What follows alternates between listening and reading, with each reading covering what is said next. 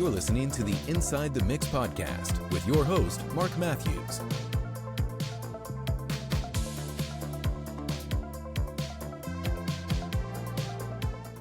Hey folks, in this episode I am very excited to welcome my guest today, mastering engineer and podcast host, Philip Marsden. Hi Phil, how are you today? And thank you for joining me. I'm very good. How are you doing? I'm very well, mate. I'm very good. It's I think this is the first time in a while that I've spoken to another individual from the UK on the podcast. It's all been in the States, so it's quite nice to have another engineer on the podcast from the UK, which is quite nice. Yeah, so I'm excited for this one. Yeah, it's good to have you on, mate. It's good to have you on. So I'm going to read a bit from your bio here, just for the audience. So you're an engineer living in Oxford, England. And you run Marsden Mastering, and you also host a podcast, the Savvy Producer Podcast, and we'll go into a bit of detail into that towards the end of the episode here. In that podcast, you talk about productivity, efficiency, and keeping your clients happy in the world of music production. And we are in a service-based industry, so that is incredibly important. So in this episode, folks, we're going to be delving into how to create or set the foundations for a profitable home studio and ideally maintain a work-life balance. So we're going to be looking at building a client base, moving on to promotion and communication strategies, and hopefully, if we have time, focusing on client satisfaction and retention. The idea being you're going to get a well-rounded understanding of the business of running a successful music production-based service like yourself with Marsden Mastering. So I thought it'd be quite cool to start with building the foundations. We're looking at client acquisition strategies, which sounds very business orientated, but it is part and parcel of what we do is in the service industry, no matter what sort of service industry you're in.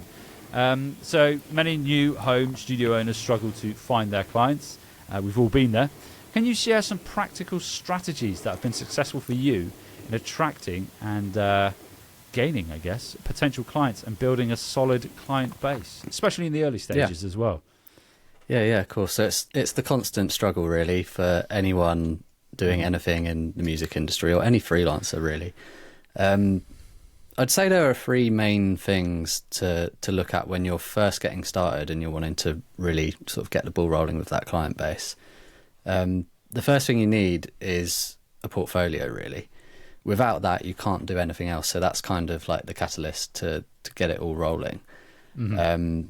So it's all about building that and building a portfolio that suits the sort of people you want to go after. When you're doing that, I think a lot of people make the mistake of working for a really, really low rate at first. What I would do instead of doing that when you're trying to build this portfolio and put this thing together is just work for free, but with people whose music you really admire and you know is really, really good and is going to get this thing rolling. When you're working for a low rate, you're just working with sort of price buyers who might not necessarily be making the best music. You might not get the best outcome. But when you kind of go at people with an offering for free that they can't say no to, you can start to really build something that is a lot more worthwhile and sort of targeted. So I would always do that, and then when it comes time to charge, when you've got sort of 4 or 5 tracks that you can promote and use as your portfolio, that's when I'd start to charge. And instead of going for a really low rate like a lot of people do, I'd just go for something that is respectable straight away. Yeah. From there, once you've kind of put that together, and with the rate as well, I should say, don't look at what others are charging and go for sort of an industry standard rate, because there isn't such a thing really. You need to kind of work out what you personally need to earn from your projects and what you deserve to be paid per hour. There's no point just going for something blindly without looking at what you actually need to earn each month to keep this thing ticking over and all of the actual numbers behind that. So yeah, put yourself at a decent rate that pays you what you're worth straight away once you've got that portfolio built. So that's the first thing. Yeah. From there, I'd say you need to just figure out who your client actually is. Normally that's somebody who appreciates the value you bring. They're willing to pay that rate that you know you need.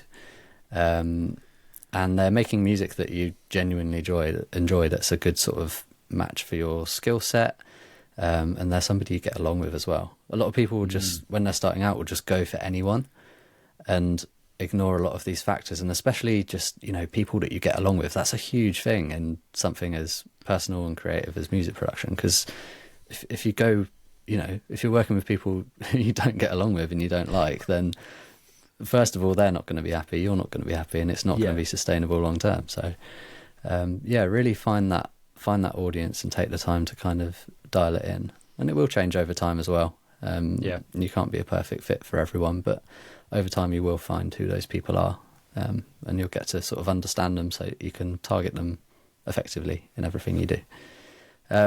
So that's the second thing. Third thing I'd say is, from there, the actual, I guess, the sort of practical advice would be that it's all just about building relationships and doing that very, very consistently with these people. You can't just, you know, put your portfolio together and wait around and hope people come knocking, because it just doesn't work like that. You need to market yourself. And with music, it's such a relationship-based industry, that you're going to have to just, you know, reach out to these people and spend a bit of time every day networking, essentially, if you want to call it that. And it does take a long time. There aren't any sort of sustainable shortcuts or tricks that are going to build your client base overnight. You just need to put in the effort and build and nurture relationships with your ideal audience. And that's what I've built this entire mastering business on for the past 5 years, roughly. So that's what I'd say. Fantastic advice. I love those 3 sort of top tips there, and it fits really nicely in with the way we sort of deliver tips on the podcast. It's really, really good. Thanks. And you're right there. It's sort of about like showing up, isn't it? You've got to show up every day. And you've got to put the reps in. I've said that a few times on this podcast, both within like when you're actually learning, if you're learning to mix, master, if you're just music production, songwriting, arrangement, you've got to put the reps in, and you just got to show up every day. But I really like the idea. You start there with the portfolio and having something there for, it's like a signposting. So someone says, "Oh, where can I hear your work?" You've got that portfolio of work there with you. Would you, because you mentioned there, before I go on to the other ones as well, so you mentioned there about building that portfolio. Are you an advocate of, say, if you are an artist, maybe using your own music as your portfolio to sort of get that ball rolling? Would you be an advocate of that approach? Yeah, I don't see why not. I mean, it's obviously music that you enjoy, and presumably, you know, you've got the kind of the skills and the knack for that already, so it would make sense to target similar artists if that's what you want to do. So yeah, definitely, if you've got that built up. 100%. I think that's a great way to do it, and it's something I did years and years ago now, when admittedly this was in the metal realm, and then I moved over to the synth-based stuff. But finding your target as well, a target client or client avatar, however you want to, your audience is important. I try and steer away from the word target as much as I can, because it makes you like you've got this bullseye and you've got a bow and arrow and stuff going for it and whatnot. But essentially that's what it is, and then you can build relationships. And I think it's a lot easier to build a relationship with someone and a rapport if you've got a shared interest. And if that shared interest is that like genre of music or that culture surrounding that music, it's so much easier to build relationships. Whereas I think if you try and do it in maybe a sort of style or music or a culture or something that you're not really familiar with, I think it can potentially come across as quite inauthentic, and I think you may get found out. And I don't know, I've done that with music in the past, where I've written music and released it just on the feeling, I'll give that a go, and then it wasn't quite what I was into, and then you can sort of hear that in the music, I think. So I think that's really important, and then building that relationship. So you mentioned there about dedicating time in doing that. So when you do, this is a quite important question, when you do get busy and you start getting those clients coming through the door, proverbial door, how do you make sure you maintain that nurturing and building relationships? How do you do that yourself? Because obviously you're busy in what you're doing. A lot of discipline, basically. Well, first of all, it's the awareness that the relationships I'm building then aren't necessarily going to become sort of paying work like tomorrow. It's going to be 6 months' time. It could be years. Like just 2 weeks ago, actually, I had someone reach out for a master who I first spoke to in 2020 during the lockdown. And they've only just, you know, taken the leap to have something mastered with me. So it really is a long game. So knowing that, if you suddenly get busy and then you drop the ball, that's not going to affect you tomorrow. It's going to affect you in sort of 6 months to a year's time. So you have to just keep at it. And what I do is just have a little bit of time every morning where I'm just spending time in my DMs, emails, Instagram, all of that. Just making sure I'm nurturing those relationships and never dropping the ball. So yeah, it's just consistency, a lot of discipline, a lot of consistency. Yeah, it's great advice. That'll be a running theme. Yeah, 100%. It's that, isn't it? It's showing up every day. It's the same like with running a podcast as well. You just got to do it, put the reps in, do it week in, week out, and eventually it will pay off. And I know exactly what you mean. I had an artist reach out to me a couple of weeks ago, and I've been in conversation with this artist, and he's been on the podcast, and he's great producer, great artist, and wanted me to do some mastering for him. And I think I've been chatting with him now for, like you say, about a couple of years. And it's just that building that relationship, that back and forth. And eventually, like you say, don't drop the ball and continuously do it. And it's one of those ones, I think, in the service industry, in the creative industry, you do ultimately have to put in the work in areas that you may not necessarily find as fun as being creative. Albeit, I think like there isn't a creative element to nurturing relationships in a way and promoting your business. So you do have to do the work, the less glamorous work. That's the phrase I was looking for. You've got to put in the work with the less glamorous side of things. But I think this sort of segues nicely onto the next part, which is about sort of standing out from the crowd and sort of effective service promotions. You've spoken there about how you're building these relationships and talking to individuals and nurturing relationships.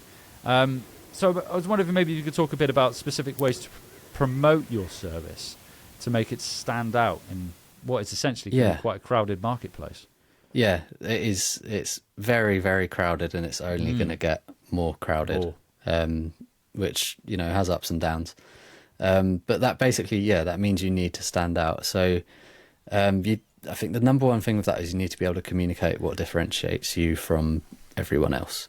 If you're just, I don't know, let's say you want to be a mixing engineer or something, and you're just saying, I do mixing services. Okay, great. So do 10,000 other people on, on the first few pages of Google. So you need to find out what differentiates you from everyone else and double down on that on everything you kind of communicate about your business. So there are practical sort of differentiators, like maybe you're doing some sort of amazing full service production, start to finish thing with an amazing team, and it's specifically for hyper pop artists. There you've got something really, really specific that not a lot of people are going to be doing. So that's a practical sort of differentiator. Another one will just be like your personality. Like I said before, this is like such a relationship-based industry, and we all just work with people that we like and we trust above everything else. So if you just really need to make sure your personality is coming through wherever you're promoting your business.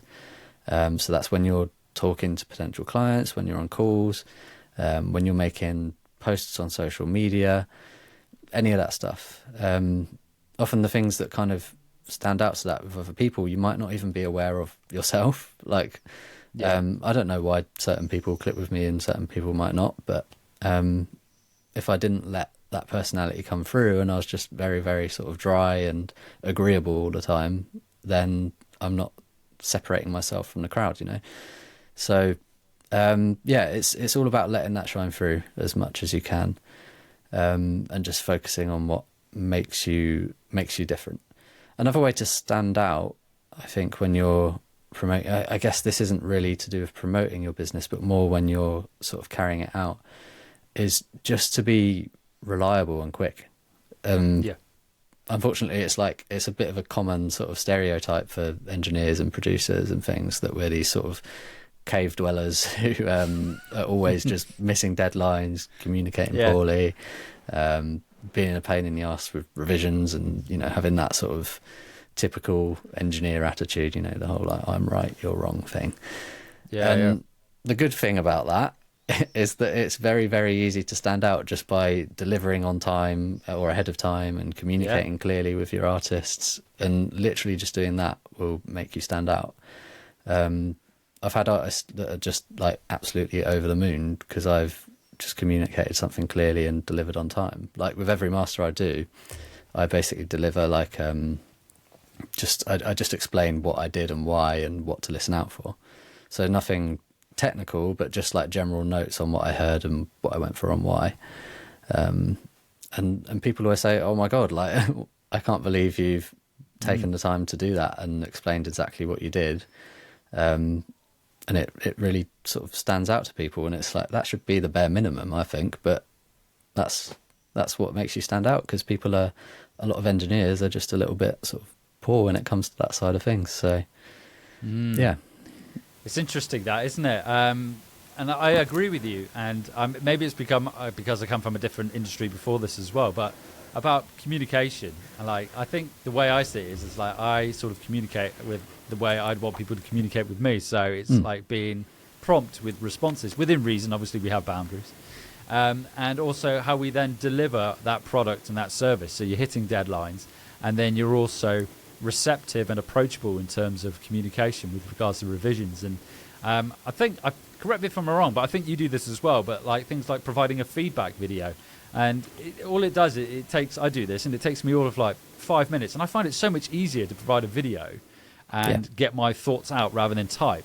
And the response to those videos has been like it's the newest thing, you know? And they're like, this is amazing. Like, I didn't realize people did this. And I'm like, I find it easier to provide feedback in terms of video format. And there's little things like that. You are 100% right. That will differentiate you from others.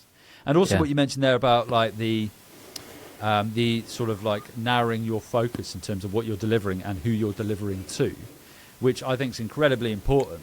But on the flip side of that, to play devil's advocate, what would you just say to someone who has FOMO? Because there's that classic fear of missing out. If I don't offer everything, then I'm going to miss out on all these other little opportunities. Little might be the wrong word. These other opportunities. What would you say to someone who sort of like responds with that? Yeah, I mean, do what you want, but the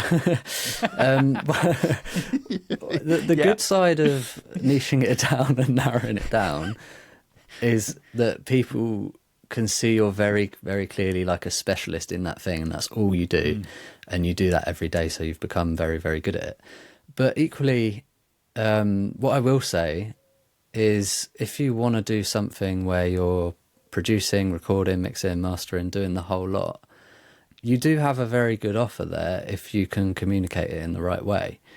Because you can start to communicate the transformation and really talk to that end goal, rather than just saying, I do this and this and this and this and this, and overwhelming people with all those different services that you offer. If you can just focus on, I take artists that, you know, demo from their phone to this fully finished master, you sit back, I do everything. And I guess it just depends how you communicate it at the end of the day. You don't have to niche down into certain things. And that can almost be a niche in a way, as long as you're delivering it sort of thoughtfully and not just, you know, taking on any old project. And I think that's the trap a lot of people are falling into when they are trying to do that, is the FOMO thing, where they just want to take anything that pays the bills. Yeah, I agree. I think I love your response there. Do what you want. That was great. Ultimately, I think that's it, isn't it? Like, you can lead a horse to water, but you can't necessarily make it drink. I was like, I can tell you from my experience what works. It's up to you whether or not you sort of like give it a try. But yeah, you're right. I totally agree with you on that one. But this kind of segues on nicely to the next question, which is about expectations and clear communications. Because I could think you can fall foul of this. I think if you leave yourself open. So I think this also falls into communication as well. I think you need to set boundaries in terms of communication lines of when you're available and when you will respond. But also, like, what advice would you give to sort of home studio owners on setting clear expectations with clients up front throughout the mastering process, and ensuring smooth communication and understanding? Yeah, so I think this is the main reason sort of engineers, producers have that sort of reputation that I was speaking about before. And I think it's expectations not being set is always the reason for an unhappy client, basically, every time. Yep. So you just need to make sure you're being completely and utterly transparent up front in everything you do. Make sure every single expectation is set and communicated. So what's your turnaround going to be? When do you expect to be paid? What's included in the service? What's not included in the service? Literally get on a call with everyone and guide your client like through that process and paint a picture of what it's like to work with you. And then what I would say, this is probably the sort of key to it all, is send all of that through in writing afterwards. And that can be like a nicely presented sort of proposal thing or a web page. The reason I like proposals is because you can just tailor it to the project. If you're doing with mastering, I don't really have to because it's always the same. But with something like mixing or production, you can literally tailor that down to the project after you've discussed what's going to be included and what's not on the phone. And yeah, just make sure that it's all very, very abundantly clear up front so that they know what to expect and what's, out of reach, out of scope. On top of that, you need to get their expectations as well.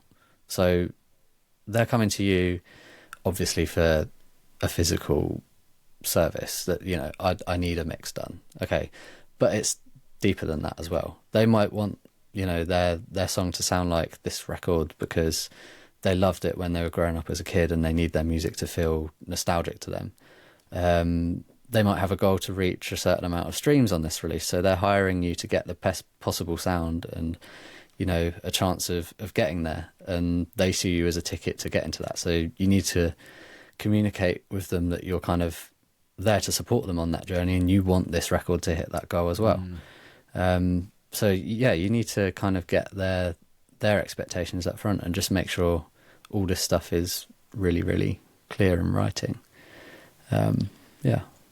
Yeah, wise words. Expectations, I think, are key in getting those aligned up front. And I think what you mentioned there about like you sort of want to understand deeper into the project itself. And I'm a big advocate of like jumping on a Google Meet. I was using Zoom, but I found it a pain in the ass, so I moved over to Google Meet.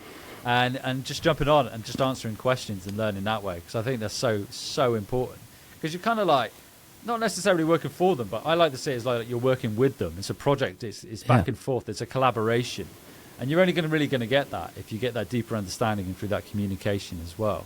So really, really good sound advice, and the idea of a proposal is really, really good as well, I think. And then what you mentioned there about like in mastering, you can have that one proposal and you can tailor make it to the individual as well is really key. So this sort of like segue, I say it segues on nicely, it kind of does, to the next question. It's sort of like the final piece of this puzzle before we dive into what it is that you do yourself, Phil. Keeping clients happy. So managing communication and feedback. We've already touched on communication. So we finished the project. What strategies would you recommend to sort of address client feedback and ensuring long-term sort of client satisfaction as well? Yeah. So I'll just find my notes here. Yeah. In terms of feedback, I'd say just assuming this is talking about sort of the revisions process. Let's go with that. I'd just say keep that as open as you can. A lot of people see revisions as this really sort of negative thing because, we're creatives too, and we kind of get very, very invested in our production or our mix. But ultimately, when we're doing this, we're providing a service, and it's about what the artist wants. But it's very easy to see revisions as a negative thing. But what you need to do is kind of reframe that, because to me, that's the stage where you actually start to collaborate with people and you get to bounce ideas back and forth, and everything really sort of comes together. And this is why they've come to you in the first place. So this part is almost more important than everything that came before it. You need to kind of see it as them giving you, what I like to say is they're giving you the cheat codes to get the project done. So you need to come at that with this problem solving mindset, not like a defensive argument over your little creative bit. So it's all about just trying to avoid restricting your clients at that stage and just enable them to actually be like creative and feel comfortable communicating with you and trying out different ideas. The one thing that hasn't worked for me is saying something like, when we get to revision stage, saying, right, you get two rounds of revisions and then it's an extra charge. I understand it, because obviously you are taking a payment up front, then you don't want to be working more hours and just putting your hourly pay, down the pan. But to me, that doesn't allow proper sort of creativity. It doesn't allow that back and forth. But also it kind of causes a bit of like overwhelm and overthinking on their side, because often with that, you'll get these big long lists of changes because they're coming at it with this sort of scarcity mindset thing, because you've created scarcity, and they're kind of thinking, right, I've got to get all these changes out within 2 rounds or I'm going to be paying more. So they're really like overthinking it. So instead I'd say just go unlimited, and since I've done that, I'd get less revisions, just because people are more trusting from the get-go. The only limit I put on it is like a time-based restriction. So I just say, 30 days after getting that first master is your unlimited revisions period. And that's plenty of time to really dial things in. But it just stops projects dragging on too long or falling off of their radar and they forget about them.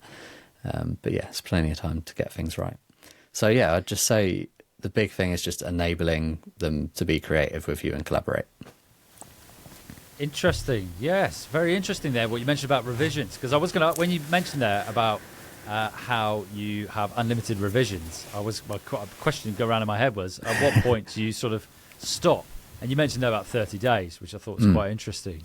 Have you ever encountered a situation whereby because you can I suppose you've already answered this question really when you said that you're getting less revisions now because you haven't got that scarcity mindset of them thinking, well, I need to get all this done now.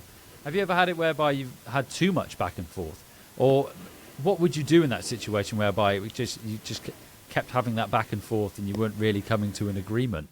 Yeah. So I'd say part of our job is to be someone who can provide sort of peace of mind and clarity when an artist gets to that stage when they're starting to overthink. And this comes back to why it's important to work with people who you have that sort of rapport with and trust with, who you've built a relationship with over time, because when they come to hire you, they're not doubting your judgment.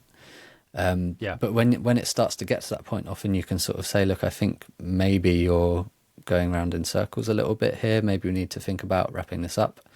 And there'll be different sort of nuanced situations with that. Maybe they do need to just try things out.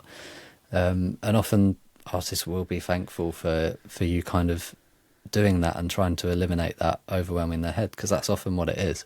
It's just them overwhelmed and scared to kind of call it done. And that's the biggest part of our job, really. If you, on the other hand, if you have someone who really isn't happy after that many revisions, it probably never was a good fit to begin with, which is absolutely fine. And I think the best thing to do there is just say, look, I don't think this has worked out. That's absolutely fine. I'm just willing to refund you. Because the last thing you want is to have them walk away unhappy. And if they've paid and not got what they want, that's the worst possible scenario for any of us.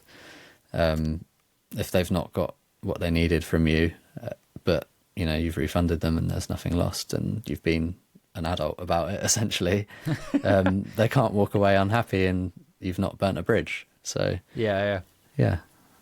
I think the key there is to, if it does happen, and hopefully it wouldn't happen, is to know when to hold your hands up in the air, I guess, and just say, well, better putting it just out, this isn't the correct fit. I don't think this is right, and then being amicable, like you say, being an adult about it, and then parting ways on a positive note. But no, interesting stuff, Phil. So I think it's now a good opportunity for you to maybe talk about first maybe Marsden Mastering, and then also second about the podcast as well.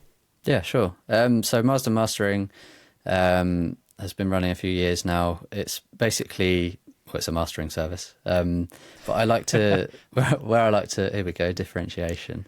Where I like to be a bit different from the typical sort of big name mastering houses is just by keeping it really open, really collaborative, and, you know, breaking that typical sort of cave dweller mastering engineer stereotype, by actually communicating with people as much as I can. Yeah, be personable. Yeah, exactly. So yeah, it's just a simple collaborative mastering service for producers, mixers, artists, you name it. Yeah. And then the podcast I launched about a year and a half ago now. I had a business coach at the time who kind of gave me that nudge to do it. It was something I knew I needed to do, with some form of sort of content. And I was terrified, but I took the plunge, and I basically had to do it in a way that was very me. I knew I couldn't do like a long form thing, because I've rambled a bit here, but I tend to be pretty concise and to the point with when I want to say things.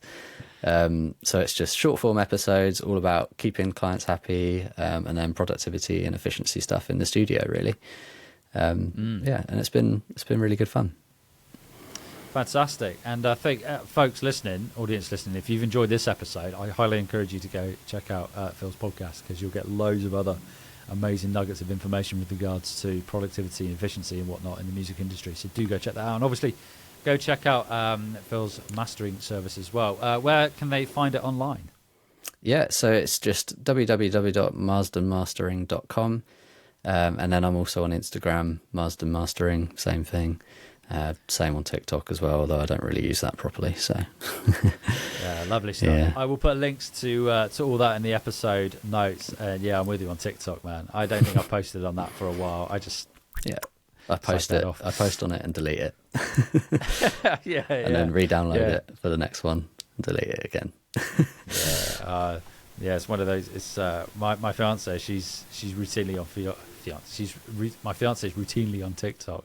Yeah, and I'm just like, I'm totally out of touch. Anyway, it's been great spending time with you, chatting today about productivity and starting. Hopefully, putting the foundations in there for the audience who want to start their own service in whatever format it may be. And I know they're going to get loads out of this today. And audience listening, please do go check out the podcast as well. The Savvy Producer. Phil's been an absolute pleasure, and I will catch up with you soon.